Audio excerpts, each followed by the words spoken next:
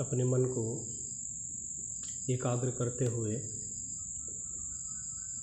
3 बार ओमकार उच्चारण द्वारा परमपिता परमेश्वर को स्मरण करेंगे।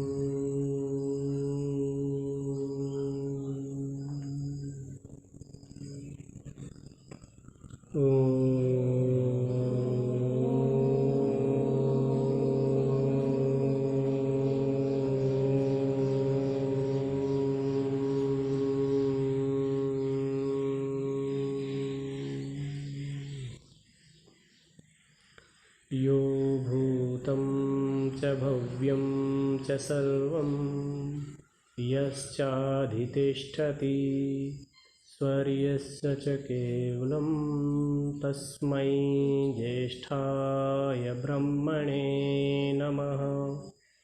यस्य भूमिः प्रमान्तरिक्षमुतोदरं दिवं यश्चक्रे मूर्धनं तस्मै ज्येष्ठाय ब्रह्मणे नमः। यस्य सूर्यश्चक्षुश्चन्द्रमाश्च पुनर्नवः अग्निं यश्चक्र आस्यां तस्मै ज्येष्ठाय ब्रह्मणे नमः।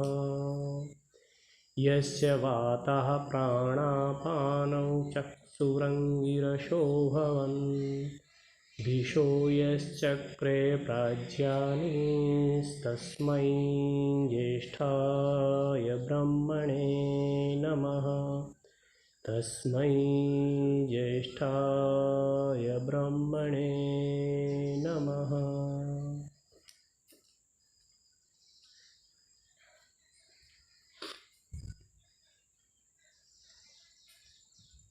पवित्र यज्ञ स्थली में उपस्थित महानुभाव, आत्मा, परमात्मा और प्रकृति, इस विषय से हम अच्छी प्रकार से अवगत हैं।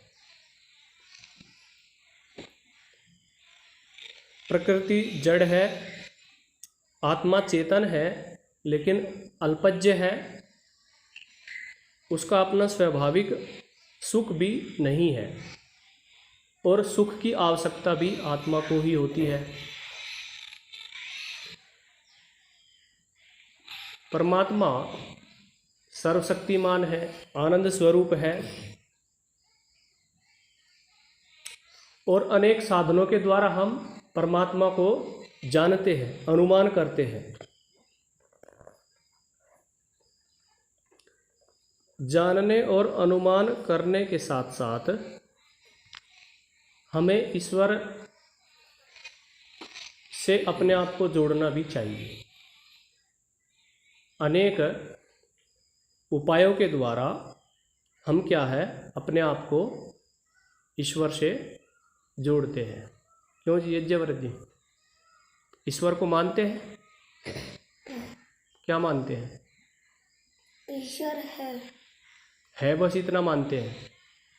पृथ्वी उसने ऐसे तो उड़ीसा के मुख्यमंत्री भी है, हमारा तो कोई लेना देना नहीं उनसे।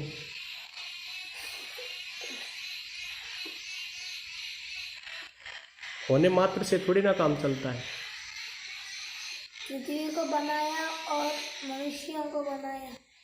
हाँ, पृथ्वी को बनाया, मनुष्यों को बनाया। मेरा क्या संबंध है ईश्वर से? मुझे भी कुछ दिया या नहीं दिया? दिया। क्या दिया?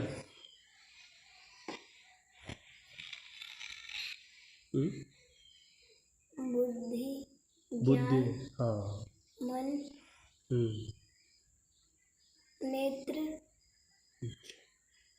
तो इतना कुछ दिया ईश्वर ने, है बुद्धि दी।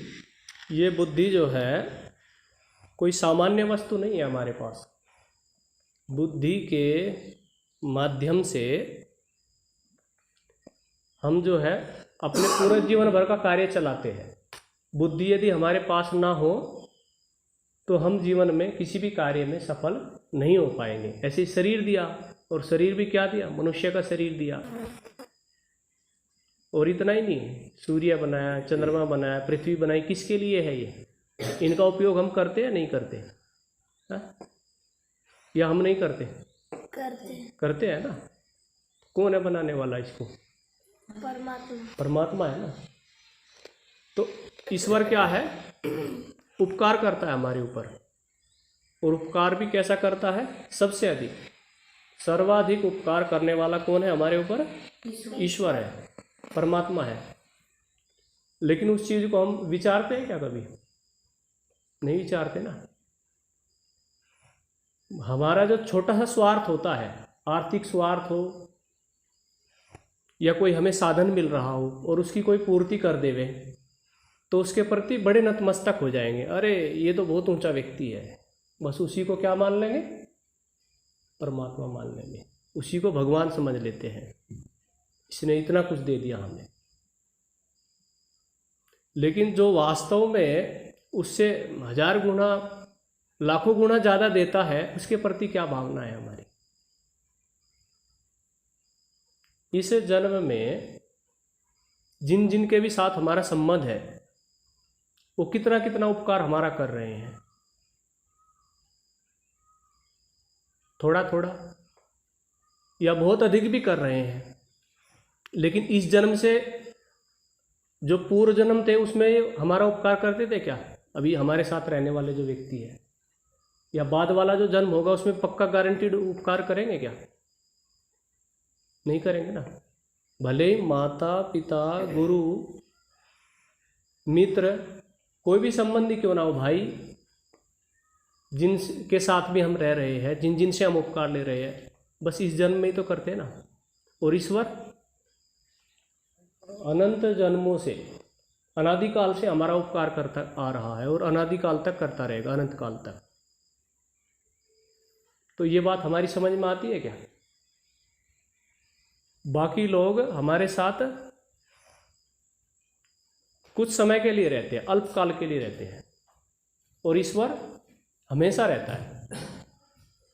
लेकिन जब हमारे पास साधन होते हैं और वो भी ईश्वर के दिए हुए होते हैं, और आराम से हमारा जब काम चलता रहता है, तो क्या करते हैं? हम ईश्वर को भूल जाते हैं, ईश्वर को याद नहीं करते। ईश्वर की कृतज्ञता हमारे दिमाग में नहीं होती है, जबकि वो भी कर्तव्य है।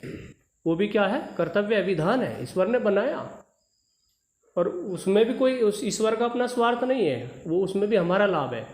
ईश्वर कह रहा है मेरी उपासना करेंगे तो आप लोगों को आप दुखों से छूट जाएंगे। वेदा हमेतम पुरुषम महंतम आदित्य वर्णम तमसः परस्ता तमे विदित्वा अति मृत्युमेति नान्यः पंथा विद्यते अनाया। स्वामी जी रोज पढ़ते हैं इसको।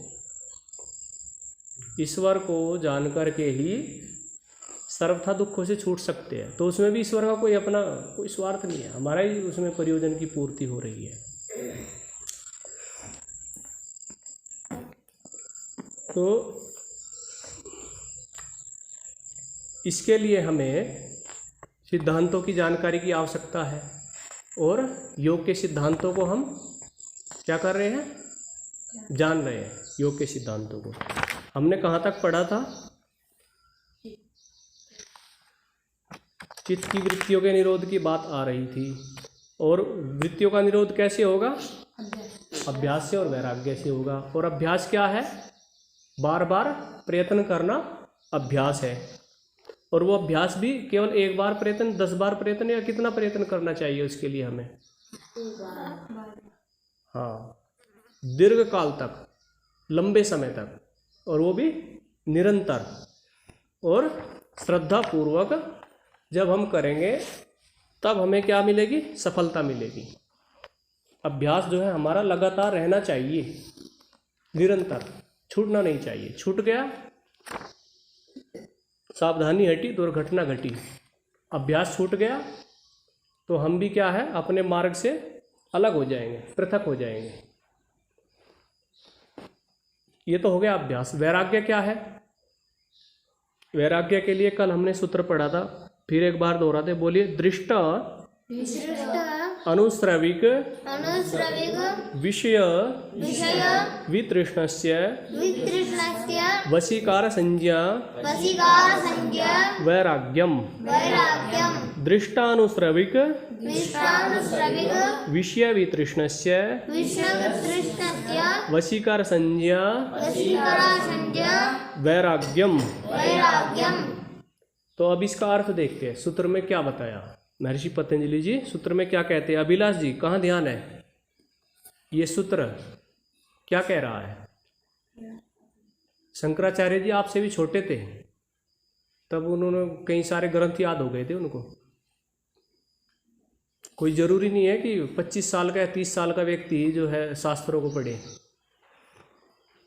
और पतंजलि में तो आपसे भी छोटे छोटे मिलेंगे, कई सारे ग्रंथ वाले। तो दृष्ट अनुश्रविक, दृष्ट का मतलब होता है जो जिन विषयों का हमने खुद देखा है। कुछ किसी विषयों का अनुभव किया संसार में, किन किन विषयों का किया?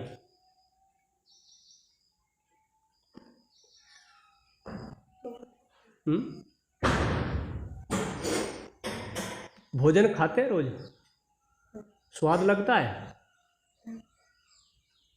कैसा लगता है भोजन? भोजन कितने प्रकार का होता है?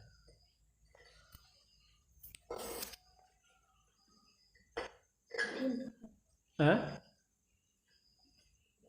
3 प्रकार का कौन कौन सा?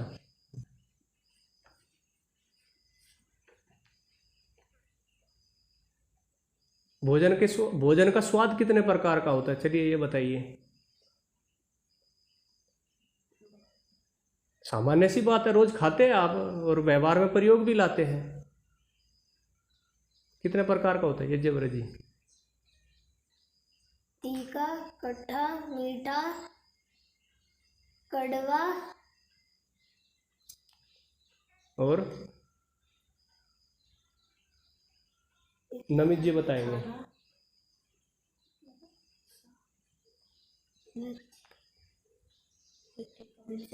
तुषार जी,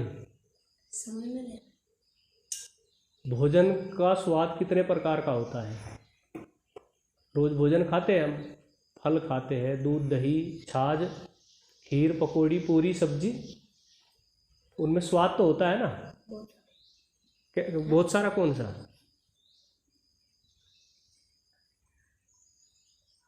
अभी बताया तो इन्होंने। मीठा होता है, ठीक है ना, नमकीन होता है, खट्टा होता है, तीखा होता है, कसेला होता है, कसाय होता है। कई प्रकार का हो गया, 6 प्रकार का स्वाद हो गया ना भोजन का। हाँ, कड़वा हो गया। हाँ, मिर्च क्या है? तीखा हो गया। तो जीवा बता देती है उसको ये मीठा है या ये नमकीन है, पता चल जाता है खाने से। वही तो विषय है। रस उसको बोलते हैं, रस विषय। क्या बोलते हैं उसको? रस विषय। ठीक है ना। और किसका है ये रस विषय? क्यों, कौन सी इंद्रिय का है? हाँ, जिह्वा इंद्रिय का। जिह्वा से हम रस का ज्ञान होता है हमें। जिह्वा से ये खट्टा है, मीठा है, नमकीन है, कैसा है, किससे पता चलता है? जिह्वा इंद्रिय से हमें पता चलता है। और यही क्या है? विषय है। ये क्या है? विषय ना, विषैला नहीं है, विषय। इसको बोलते हैं विषय। किसकी भाषा में? शास्त्रों की भाषा में इसको विषय बोलते हैं। आपको भूख लगी है और अच्छी मीठी मीठी खीर है, उसमें ड्राई फ्रूट्स भी डले हुए हैं, वो आपके सामने रख दे तो आपका जी ललचाएगा या नहीं ललचाएगा? है? मन में आएगा खाने को? अभिलाष जी, इच्छा होती है खाने की। वही विषय है। आपको भूख लगी है, अच्छा जो है पकौड़ी है स्वादिष्ट, और मीठी चटनी है, तो इच्छा होगी खाने की या नहीं होगी? यही तो विषय है। और क्या विषय है? किसको विषय बोलते हैं? ये हो गया रस विषय। क्या हो गया? रस विषय ये हो गया। और हम देखते हैं दिन में कोई वृक्ष है, वनस्पति है, पेड़ है, पौधा है, कोई वस्तु है, कुछ ना कुछ देखते हैं ना पूरे दिन भर में। आपको क्या अच्छा लगता है देखने में?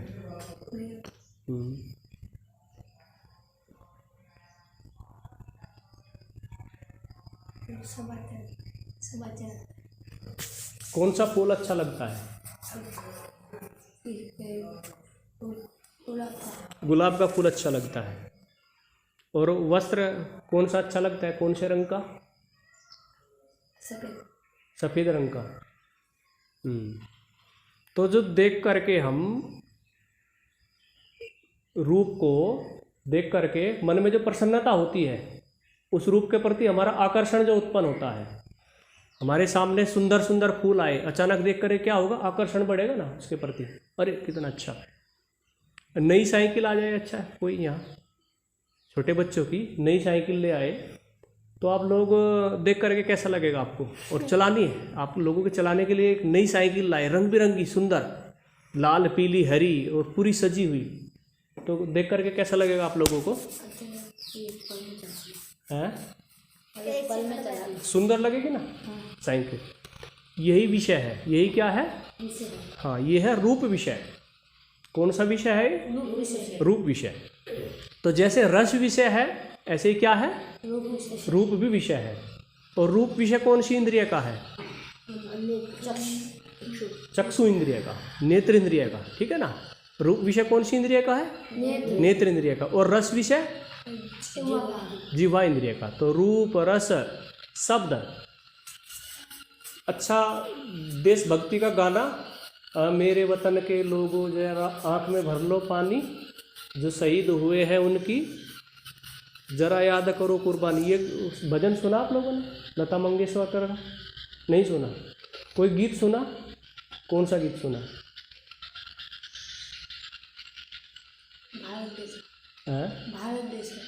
भारत देश हो, संस्कृत का।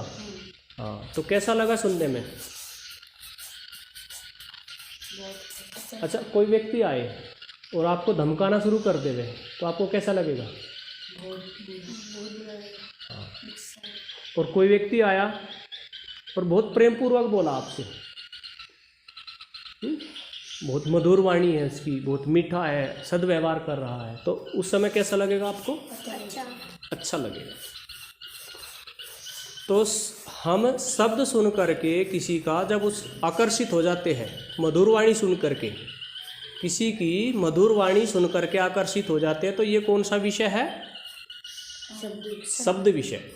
और ये कौन सी इंद्रिय का विषय है? शब्द विषय कर्णेंद्रिय का। ठीक है ना? शब्द विषय है कर्णेंद्रिय का या श्रोत्र इंद्रिय इसको बोलेंगे। कानों से हम सुनते हैं, मधुर गाना सुना तो हम क्या हो गए? आकर्षित हो गए उसके प्रति, सुन करके मग्न हो गए। ये हमारा क्या है? शब्द विषय है। तो रूप, रस, शब्द, स्पर्श।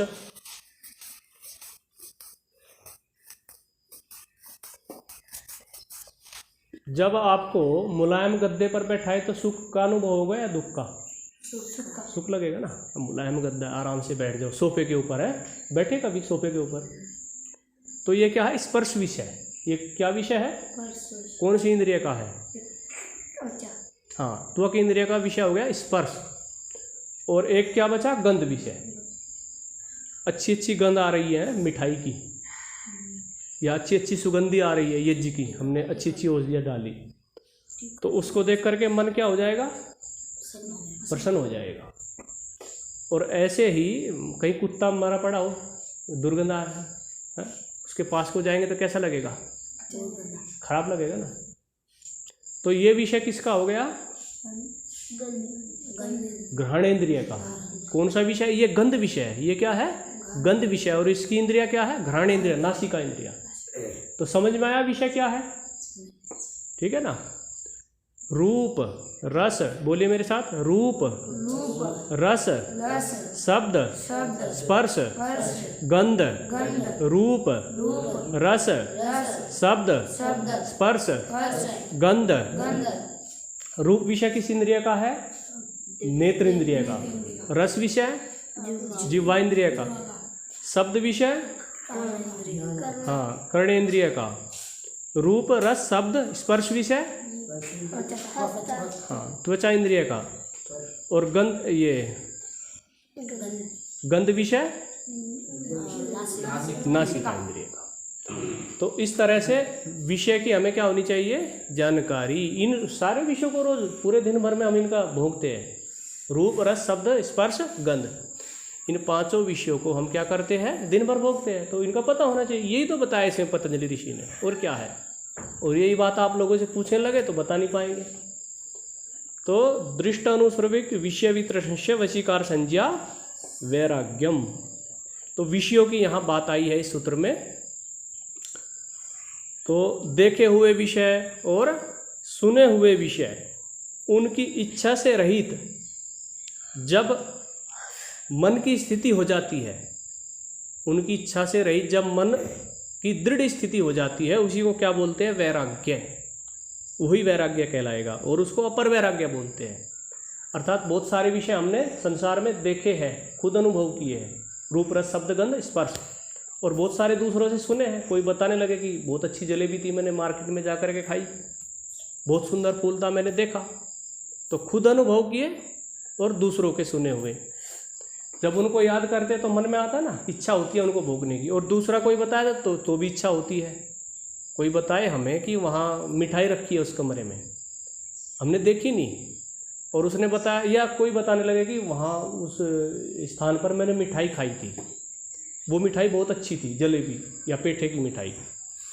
तो सुन करके मन में आएगा ना कि हम भी खाएं पेठे की मिठाई, हमने खाई नहीं। तो दूसरों से सुना हुआ और खुद भोगा हुआ, इन विषयों में जब इच्छा हमारी समाप्त हो जाती है, उसी को वैराग्य कहते हैं। तो ये हो गई वैराग्य की परिभाषा। अब समय हो गया विराम।